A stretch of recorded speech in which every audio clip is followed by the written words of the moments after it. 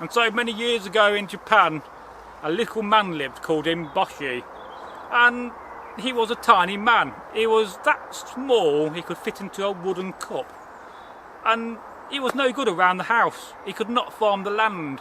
So his mother, being very wise, said, "Oh, Imboshi, you must go to the big city and train to be a samurai warrior."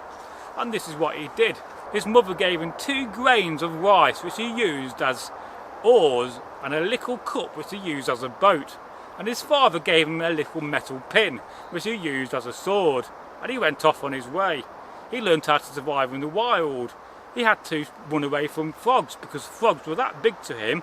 He was that tiny, and eventually he came to the town and the city where he was going to be trained as a samurai warrior.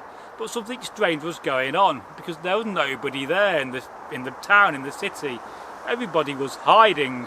And so he went into a big house and he looked around and he saw a man hiding in the corner, and he said, "What's going on here?" He said, "Well," he said, "every day a giant comes and drinks all of our ale and eats all our food, and we're too scared to deal with him."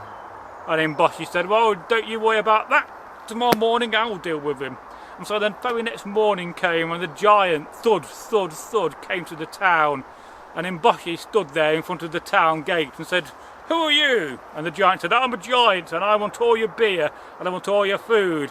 And little Imboshi said, "Not on my life." And he started to attack him with his little pin, the little sword, and stabbing the giant's legs. Now the giant tried to defend himself and knock this little tiny man off, but he couldn't.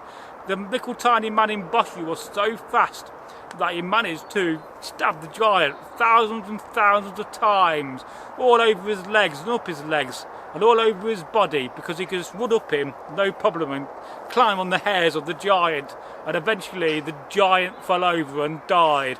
And then all the people came out and they all cheered and said, "You are the mightiest warrior that ever was." And in little Imboshi, although he may have been a tiny man, he had the heart and the courage of a giant. The end of the tale.